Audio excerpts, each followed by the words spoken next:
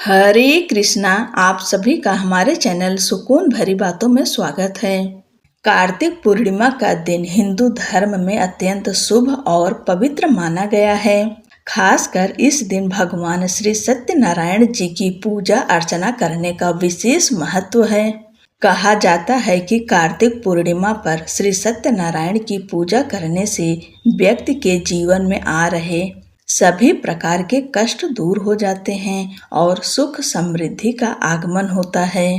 आप सब लक्ष्मी नारायण का ध्यान करते हुए भगवान श्री सत्यनारायण की इस कथा का श्रवण करें। सत्यनारायण व्रत कथा का पहला अध्याय। एक समय की बात है, नैशिरण्य तीर्थ में शौनकादि 88,000 ऋषियों ने श्री सूत जी से पूछा, हे प्रभु, इस कलयुग में वेद विद्या रहित मनुष्यों को प्रभु भक्ति किस प्रकार मिल सकती है तथा उनका उद्धार कैसे होगा। हे मुनि श्रेष्ठ, कोई ऐसा तप बताइए जिससे थोड़े समय में ही पुण्य मिले और मनवांछित फल भी मिल जाए।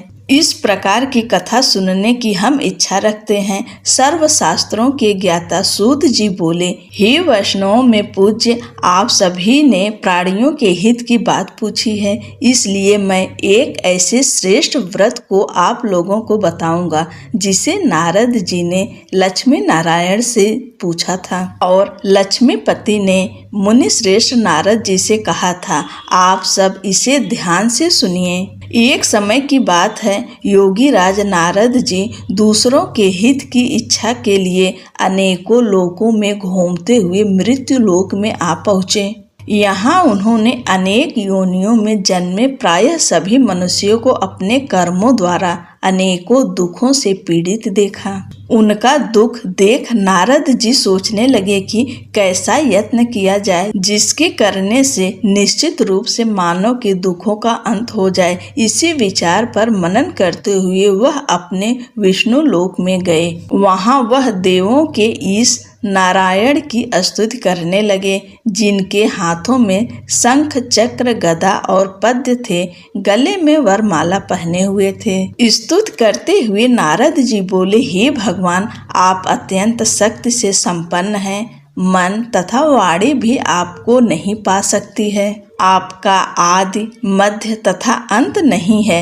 निर्गुण स्वरूप सृष्टि के कारण भक्तों के दुख को दूर करने वाले हैं। आपको मेरा नमस्कार है। नारद जी की स्तुति सुन विष्णु भगवान बोले, हे मुनि श्रेष्ठ, आपके मन में क्या बात है? आप किस काम के लिए पधारे हैं, उसे निसंकोच कहिए। इस पर नारद मुनि बोले कि मृत्यु लोक में अनेक योनियों में जन्मे मनुष्य अपने कर्मों के द्वारा अनेकों दुख से दुखी हो रहे हैं। हे नाथ, आप मुझ पर दया रखते हैं तो बताइए कि वो मनुष्य थोड़े प्रयास से ही अपने दुखों से कैसे छुटकारा पा सकते हैं। श्री हरि बोले, हे नारद, मनुष्यों की भलाई के लिए तुमने बहुत अच्छी बात पूछी है। जिसके करने से मनुष्य मोह से छूट जाता है, वह बात मैं कहता हूँ, उसे सुनो। स्वर्ग लोक व मृत्यु लोक दोनों में एक दुर्लभ उत्तम व्रत है जो पुण्य देने वाला है। आज प्रेमवश होकर मैं उसे तुमसे कहता हूँ। श्री सत्यनारायण भगवान का यह व्रत अच्छी तरह विधान पूर्वक करके मनुष्य तुरंत ही यहाँ सुख भोग कर मरने पर मोक्ष पाता है। श्रीहरि के वचन सुन नारद मुनि जी बोले कि उस व्रत का फल क्या है और उसका विधान क्या है। यह व्रत किसने किया था, इस व्रत को किस दिन करना चाहिए, सभी कुछ विस्तार से बताएं। नारद की बात सुनकर भगवान श्री हरि बोले, दुख व शोक को दूर करने वाला यह सभी स्थानों पर विजय दिलाने वाला है। मानव को भक्ति व श्रद्धा के साथ शाम को श्री सत्यनारायण की पूजा धर्म परायण होकर ब्राह्मणों व बंधुओं के साथ करनी चाहिए। भक्ति भाव से ही नैवेद्य केले का फल, घी, दूध और गेहूं का आटा सवाया लें। गेहूं के स्थान पर साठी का आटा, शक्कर तथा गुड़ लेकर वह सभी भक्षण योग्य पदार्थों को मिलाकर भगवान को भोग लगाएं। ब्राह्मणों सहित बंधु बांधवों को भी भोजन कराएं, उसके बाद स्वयं भोजन करें। भजन कीर्तन के साथ भगवान की भक्ति में लीन हो जाएं। इस तरह से सत्यनारायण भगवान का यह व्रत करने पर मनुष्य की सारी इच्छाएं निश्चित रूप से पूरी होती है। इस कलिकाल अर्थात कलयुग में मृत्युलोक में मोक्ष का यही एक सरल उपाय बताया गया है। श्री सत्यनारायण व्रत कथा का पहला अध्याय समाप्त हुआ। बोलिए श्री सत्यनारायण भगवान की जय। सत्यनारायण भगवान व्रत कथा का दूसरा अध्याय। सूत जी बोले, हे ऋषियों, जिसने पहले समय में इस व्रत को किया था उसका इतिहास कहता हूँ, ध्यान से सुनो। सुंदर काशीपुरी नगरी में एक अत्यंत निर्धन ब्राह्मण रहता था। भूख प्यास से परेशान वह धरती पर घूमता रहता था। ब्राह्मणों से प्रेम करने वाले भगवान ने एक दिन ब्राह्मण का वेश धारण कर उसके पास जाकर पूछा, हे विप्र, नित्य दुखी होकर तुम पृथ्वी पर क्यों घूमते हो?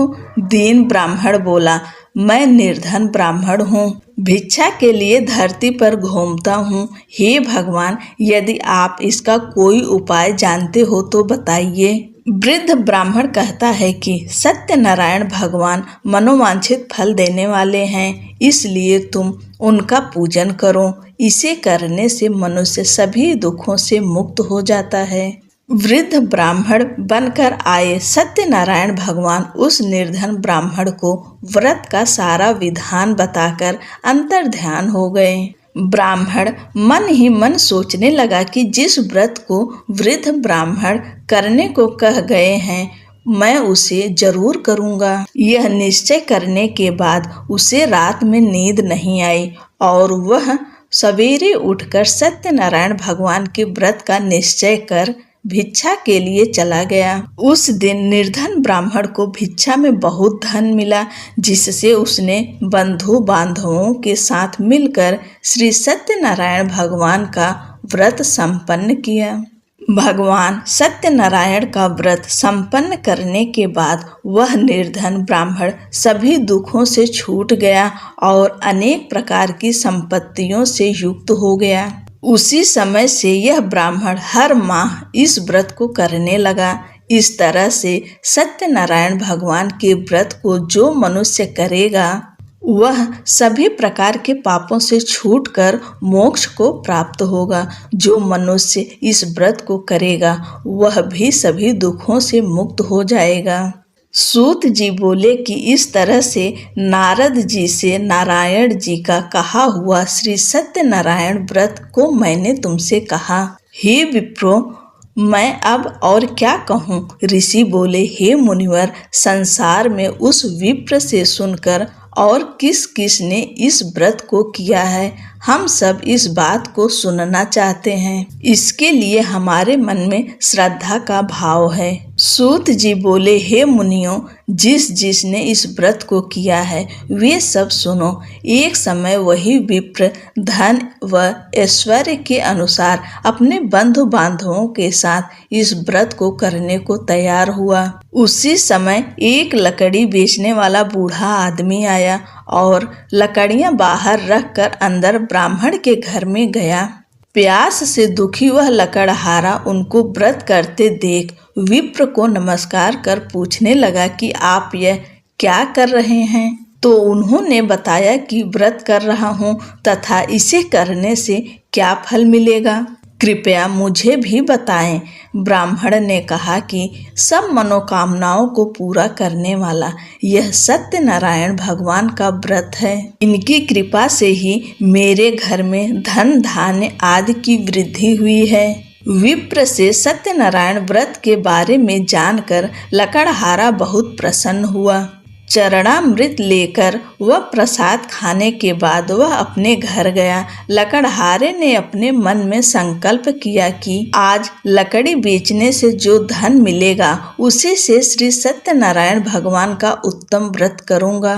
मन में इस विचार को ले बूढ़ा आदमी सिर पर लकड़ियां रख उस नगर में बेचने गया जहां धनी लोग ज्यादा रहते थे। उस नगर में उसे अपनी लकड़ियों का दाम पहले से 4 गुना अधिक मिलता है। बूढ़ा प्रसन्नता के साथ दाम लेके केले, शक्कर, घी, दूध, दही और गेहूं का आटा ले और सत्यनारायण भगवान के व्रत की अन्य सामग्रियां लेकर अपने घर गया। वहां उसने अपने बंधु बांधवों को बुलाकर विधि विधान से सत्यनारायण भगवान का पूजन और व्रत किया। इस व्रत के प्रभाव से वह बूढ़ा लकड़हारा धन, पुत्र आदि से युक्त होकर संसार के समस्त सुख भोग अंतकाल में वैकुंठ धाम चला गया। श्री सत्यनारायण व्रत कथा का दूसरा अध्याय संपूर्ण हुआ। बोलिए श्री सत्यनारायण भगवान की जय। सत्यनारायण भगवान व्रत कथा का तीसरा अध्याय। सूत जी बोले, हे श्रेष्ठ मुनियों, अब आगे की कथा कहता हूँ। पहले समय में उल्का मुख नाम का एक बुद्धिमान राजा था। वह सत्य वक्ता और जितेंद्रिय था। प्रतिदिन देव स्थानों पर जाता और निर्धनों को धन देकर उनके कष्ट दूर करता था। उसकी पत्नी कमल के समान मुख वाली तथा सती साध्वी थी।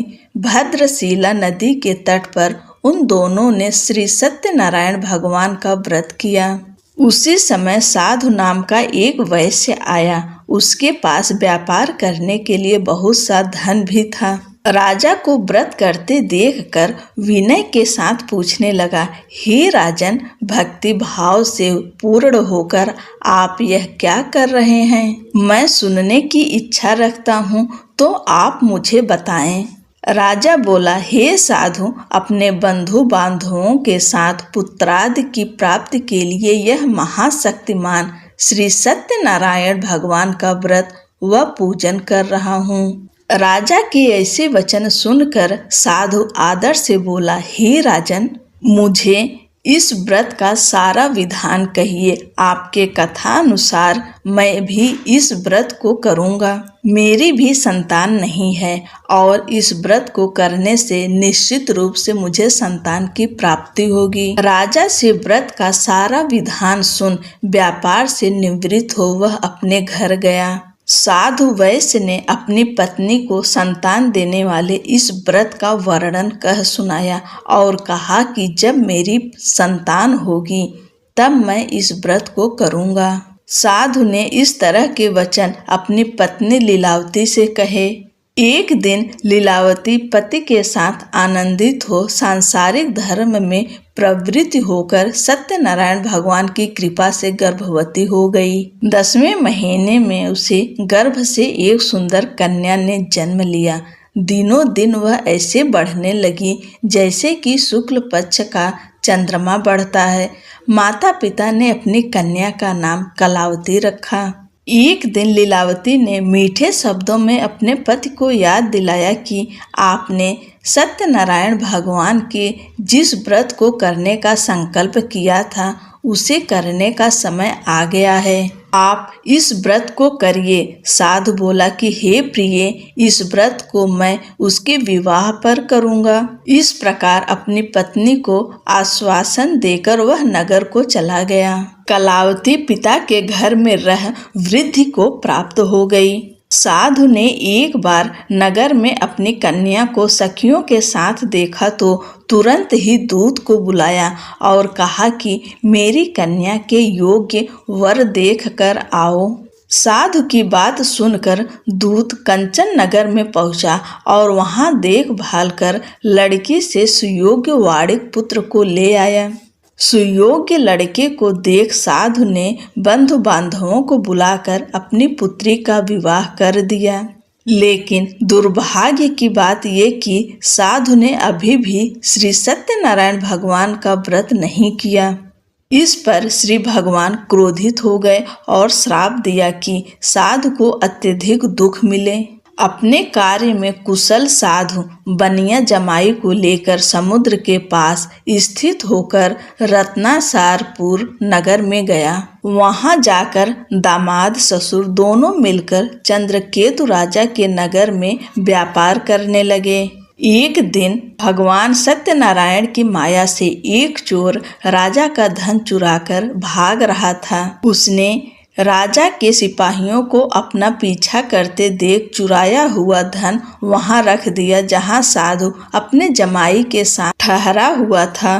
राजा के सिपाहियों ने साधु वैश्य के पास राजा का धन पड़ा देखा तो वह ससुर जमाई दोनों को बांधकर प्रसन्नता से राजा के पास ले गए और कहा कि उन दोनों चोरों को हम पकड़ लाएं, आप आगे की कार्यवाही की आज्ञा दें। राजा की आज्ञा से उन दोनों को कठिन कारावास में डाल दिया गया और उनका सारा धन भी उनसे छीन लिया गया। श्री सत्यनारायण भगवान के श्राप से साधु की पत्नी भी बहुत दुखी हुई। घर में जो धन रखा था उसे चोर चुरा ले गए।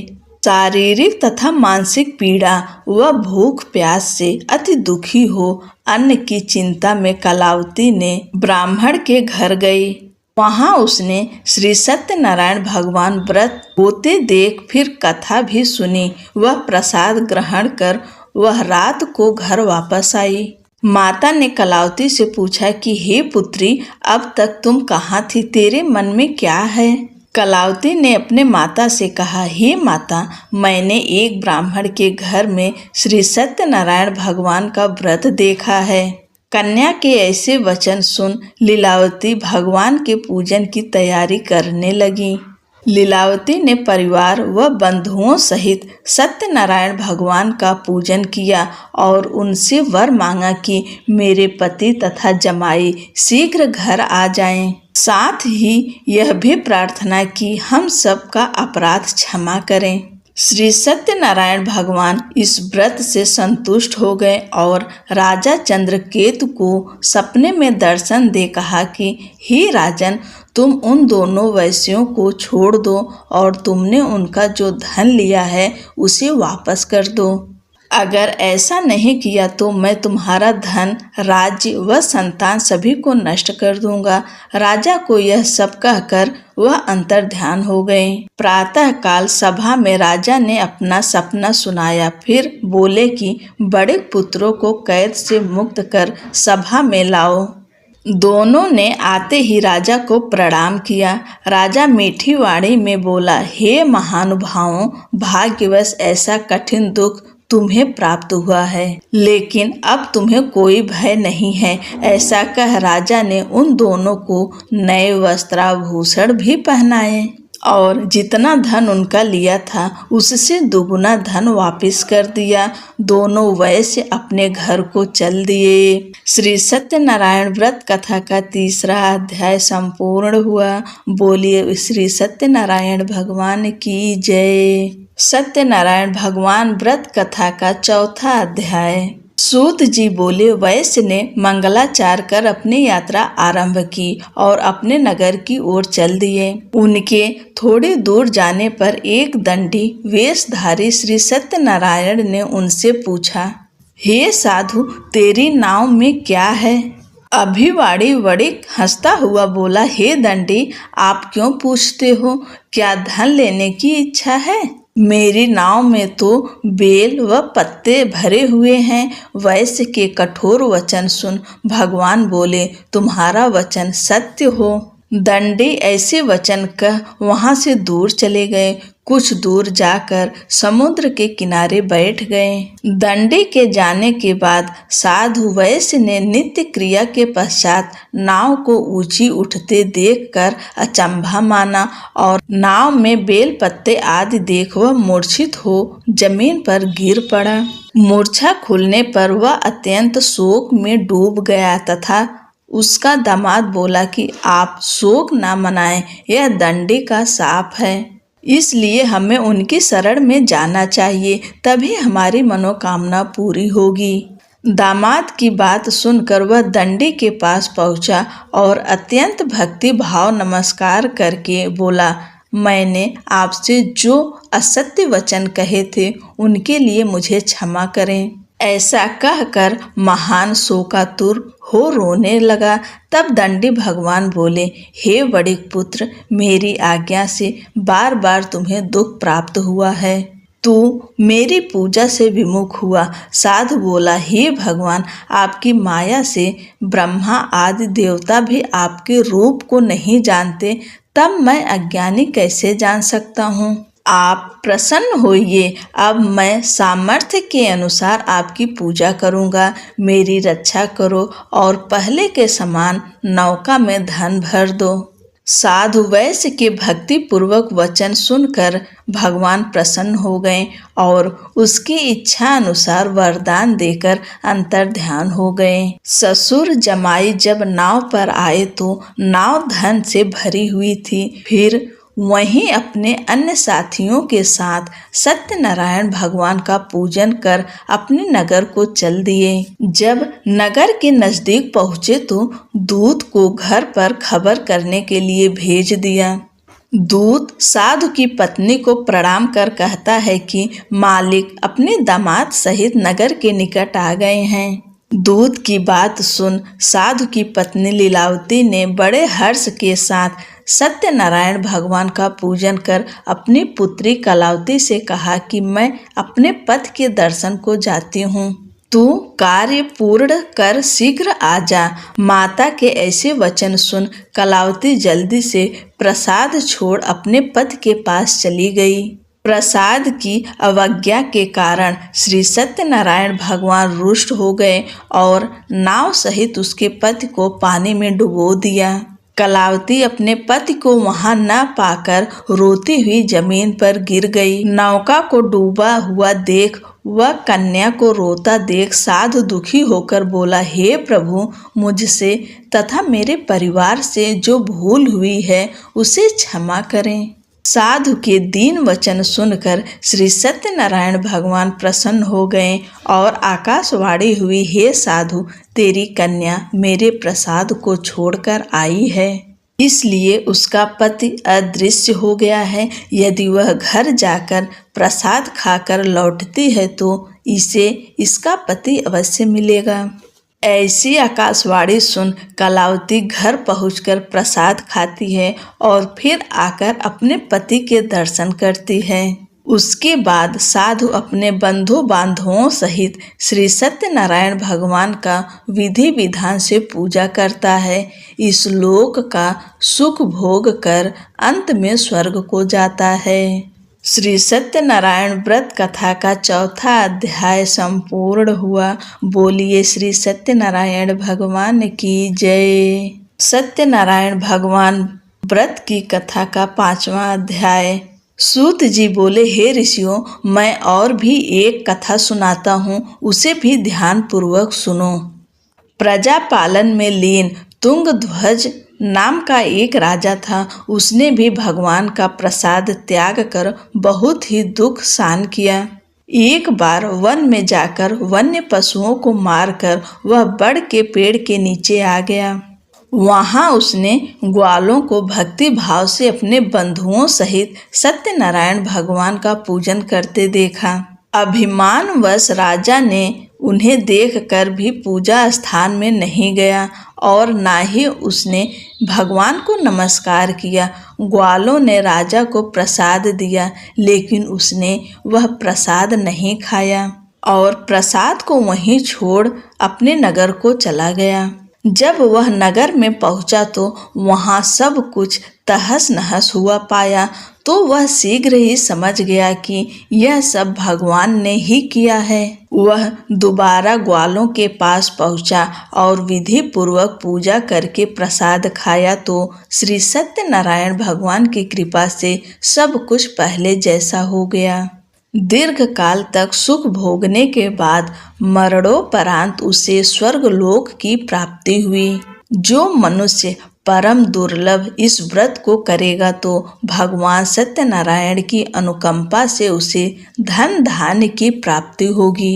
निर्धन धनी हो जाता है और भय मुक्त हो जीवन जीता है। संतानहीन मनुष्यों को संतान सुख मिलता है और सारे मनोरथ पूर्ण होने पर मानव अंत काल में वैकुंठ धाम को जाता है। सूत जी बोले, जिन्होंने पहले इस व्रत को किया है, अब उनके दूसरे जन्म की कथा कहता हूँ।